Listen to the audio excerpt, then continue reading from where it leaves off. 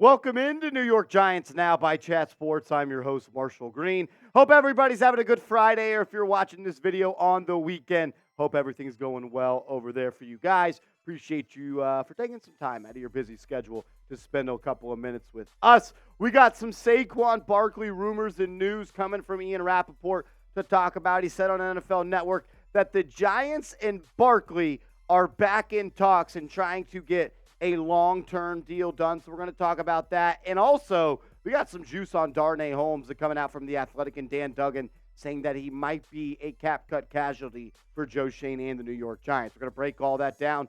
But first, I know I'm not the only one. I know I'm tired of talking about Saquon Barkley. Are you tired of hearing about Saquon Barkley? Are you ready for the Barkley saga to be over? If you are, hit that thumbs up icon right now. I want to gauge the audience and see where you guys are at on these Barkley storylines. Ian Rapoport said this earlier in the week on NFL Network. He said, first of all, the Giants and Saquon Barkley, he said recently at his youth camp, he said he's not going to make a definitive declaration of what he is going to do in the 2023 season until we get into that deadline of July 17th. And to be sure that there is still room here for a deal. Talks are back on between the Giants and Saquon Barkley. Now, we'll see if they can get to a point where he could become one of the highest paid running backs in the National Football League. In my opinion, it just needs to get done at this point. I think it's just been a bad situation overall. And the Giants, they want Saquon Barkley. Saquon Barkley, he wants the Giants. You got to give to get. So both of you guys, stop being so stubborn.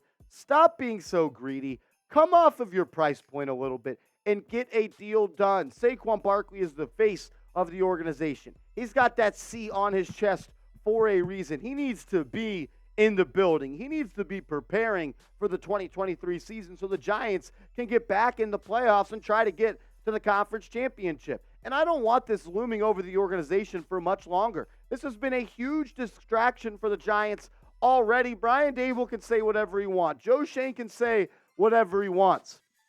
These Giants players notice. They notice that Saquon Barkley's not there. And they know how special he is. They know how talented he is. They know how much money he deserves. And it's just unfair. I don't want this situation looming over at training camp, because if Saquon Barkley does not get a long-term deal done, I believe he's going to sign that franchise tag, but I think he's probably going to hold out at training camp, and I don't want to hear Brian Daboll be peppered with these questions anymore. I want to talk football. I'm tired of talking about silly contracts. And I'm not making Barkley the highest paid running back. I'm just not. I'll make you second highest paid. I'll make you third highest paid. But I cannot make Saquon Barkley the highest paid running back, which is what Ian Rapoport somewhat alluded to. He said, talks are back on, and now we'll see if they can get to a point where he could become one of. You want to be one of, sure. And Barkley has said it time and time again, he doesn't want to reset the running back market. He just wants to be respected, which tells me he wants to come in just at the same number as Christian McCaffrey or right below it. But I don't always think it's about average annual value for Saquon. I actually think that's not that important when it comes to Barkley and his contract and the ongoing talks with Joe Schoen. I think it comes down to guaranteed money at signing. And these are the top 5 backs in the National Football League that got the most cheddar guaranteed when they put pen to paper. McCaffrey, number 1 at $30 million per year. I think he's trying to get anywhere between McCaffrey and Derrick Henry. $27.5 million is probably the number that Barkley is looking at. He's definitely looking to be paid more than $22.1 million, which would be the same number of guaranteed dollars that he would get over the next 2 seasons if he was franchise tagged in back-to-back years. So that's really the number that the Giants got to get to and exceed if they actually are serious about getting a long-term deal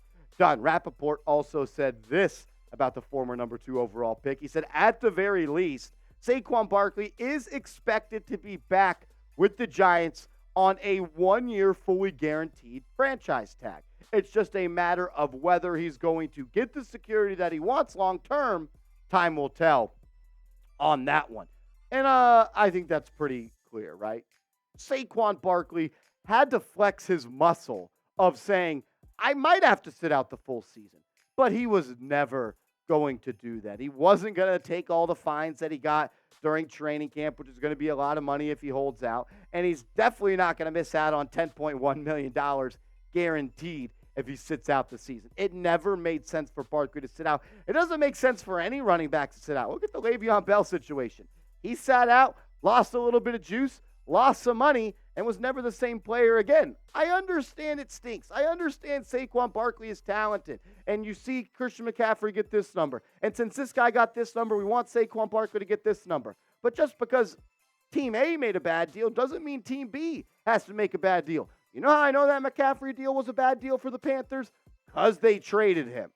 That's how you know it was a bad deal. And the Giants should not repeat a dumb mistake that another team made. Overall, life for a running back is not fair. They're some of the most talented players in the world, and they don't get paid a lot. They're expected to be hurt. They're expected to have a short shelf life. But at the end of the day, Saquon Barkley is an elite player, and I am in the camp of keeping elite players on the New York Giants. But does a long-term deal get done? It's June 23rd as recording this. How many days are in June? 30? So 7 more days and 17 days. We are 24 days away from the long-term deadline with franchise tag players, July 17th. Does a deal get done? Type Y for yes, N for no. Sound off for me. I'm curious what you guys think. We're going to talk about Darnay Holmes and the idea of him getting cut by the New York Giants to save some cap space. But first, save yourself some money and get some sick Giants gear by going to chatsports.com/Giants hat combo. That's chatsports.com/Giants hat combo. And you can get a Giants hat and a Giants t-shirt for $23.99. It's a hell of a deal, and it's a steal, and it's not going to last forever. So go right here, right now, chatsports.com/Giants hat combo. That link is clickable down in the comments and description of today's show. Let's close out today's video here on New York Giants Now, talking about Darnay Holmes, the slot veteran corner. Holmes could be cut by the New York Giants. We've talked about this a couple times on the channel before, but it sounds like it could be heating up. And if the Giants did move off of Darnay Holmes, he would be a player that would save the Giants $2.7 million against the salary cap. So Dan Duggan of The Athletic said, he said Holmes could be on the trade block if the Giants can find a taker, or he could wind up in a similar spot as wide receiver Darius Slayton a year ago when the team requested a pay cut at the end of the preseason. So if you remember that Darius Slayton situation, he was that 5th-round pick, and since he met those playing time incentives, his salary went from about $1 million to about $2.5 million, and that's where Darnay Holmes is right now. A pay cut and a restructure may be what has to happen for him to stay on the team. And he's no scrub, but he's not an elite player. He's a solid player. I'd like to keep him for depth purposes. He's played in the league a couple of years. He's going to be 26 years old. Actually, his birthday is today, so happy birthday to Darnay Holmes. Sorry we're having to talk about cutting you on your birthday. But I just think it's my job to talk about news and rumors, and Dan Duggan is suggesting he'd be cut. And the reason is the Giants have a surplus of slot corners that they really like. Cordell Flott has been impressive. They like Aaron Robinson is there, and they also like Nick McLeod in that position as well. Are they going to carry 4 slot corners? That's going to be the question, as well as Bobby McCain, the veteran free agent safety they signed. He's also been a nickel in his career, and he's no scrub. Holmes is no scrub. I don't just want to cut him because he stinks. If you want to cut him, you can, but are you going to use that money? Could you cut him and sign Deion Jones? I'd be game for that. But overall, if you don't have a second move after cutting him, you're just saving the money to save him, keep him. Because he's solid, good football player, not great. He holds a lot. He gets beat. But, man, if Darnay Holmes is my second or third string slot corner, I'm okay with that because injuries happen. And he's better than a guy that you might have to pick up off the street when it comes to Week 12, Week 13, and having to shore up that secondary. What do you think the Giants are going to do, though? What to do with Darnay Holmes? Type K for keep, type C for cut. If you move on from him, it's $2.7 million in the bank for the Giants. No dead cap. Let me know. K for keep, C for cut. As always, thank you. And I appreciate you guys for tuning in to New York Giants Now by Chat Sports. If you want to continue the conversation, I'm down. Just hit me up on Twitter, handle right here at @MarshallGreen_.